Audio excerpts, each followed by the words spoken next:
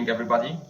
My name is Hadi, and I'm a second-year PhD scholar studying clinical medicine research at Imperial. Hello, my name is Margot Sandy, and I'm a third-year PhD candidate in the Dyson School of Design Engineering in Imperial College. My name is Anthony, and I am a second-year biochemistry student. Hello, my name is Kinan. I'm a third-year student studying medicine at Imperial. I was born and raised in Syria, and I came to the UK 4 years ago as a refugee. Hello, I am Cassandra, and I'm currently doing my first year of my PhD in Design Engineering in Imperial. Hi, I'm Kaylin, and I'm a second-year student studying medicine at Imperial. The highlights from the past year, it has of course been obtaining this scholarship. I remember I was so happy I was running out of my room to tell my sister, and I fell down a few times. Some of my highlights at Imperial are probably passing my early stage assessment. It's one of the milestones in the PhD path, so getting over that hurdle, definitely a highlight and a fond memory.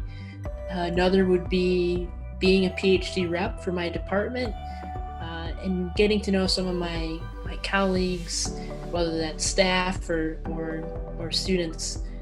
It's been a pleasure being able to represent them. I was able to partake in a volunteering role at St Mary's Hospital. We went into the paediatric wards and we played games with the children, which kept them entertained in a very mundane world to them. And it also allowed us to have more clinical exposure really early on. Going to a talk given by Dr. Aubrey de Grey. He's a biomedical gerontologist, so he's working on the biology of aging and helping to develop medical interventions that combat the different hallmarks of that. This year has been very exciting despite the many challenges thrown by the global pandemic. First of all, I passed the first part of my membership examination for the Royal College of Surgeons in February, and I'm halfway through towards becoming a full member.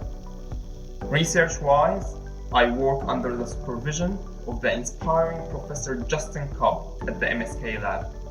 And this year, we set up a couple of collaborative projects with MIT, IBM Research in Silicon Valley, and collaborators from the universities of Otago and Auckland in New Zealand, as well as London School of Economics and the University of Gothenburg in Sweden, all aimed at optimizing patient safety and quality in orthopedic surgery.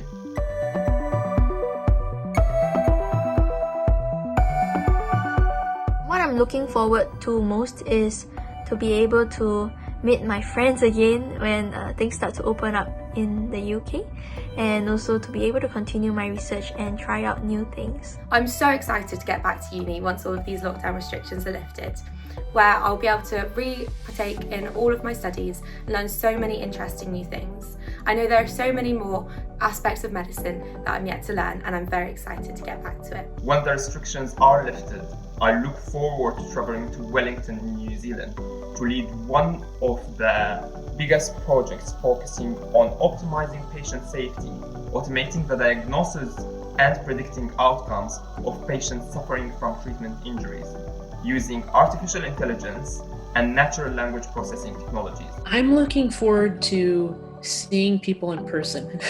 So webcams have been great, but seeing everyone in person, mingling on campus, and probably after that it would be graduating and walking across Royal Albert Hall to receive my diploma. The financial support has helped me on many different aspects with regards to rental, food, transportation, and I think it has really helped me to be able to focus on what I'm doing instead of having to find a job and trying to sustain myself and to worry about, whether I would have enough to pay rent or for food, and I'm just very thankful for that. The aid of the donors has been so incredibly helpful throughout my time at Imperial so far. Without their support, I wouldn't have had this opportunity that I've had to study at Imperial, because as everyone knows, London is a really expensive environment to live in. But with the aid of the donors, this was made so much more feasible, and for that I am incredibly grateful. I've lived in southeast London for most of my life, but I don't think I fully appreciated how expensive London is until I moved from southeast London to West London. The financial support that the donors have provided have enabled me to pursue this education.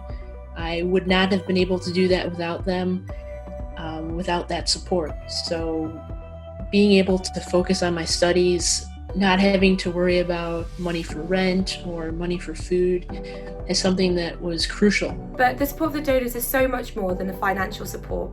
It was someone else putting belief in me that I was able to do well at university. And that is so much more important than any financial aid could ever be. I was so much more confident having received this bursary than I could have ever been before. I am very grateful for what all of the donors have contributed to help students like myself, and it makes me want to be able to give back as well in the future when I am able to do so. As a student, to know that you're supported by alumni is a wonderful feeling. The whole journey can feel a bit daunting, but it's less so when you know that there are people, even outside of your family and your friends, that support you. You know, Imperial is such a supportive community, and the staff members, the students, were all committed to learning and pushing each other and challenging each other and hopefully making an impact. And knowing that there are more people out there that support those efforts and are constantly pushing us to do more and do better, it's a great community to be a part of. I think that giving back has really helped not only me on a personal basis and the people that I actually create solutions for, but with helping all of the other students like myself, you are not only making our lives easier, but also helping to propel future research and technologies that can impact and change the world.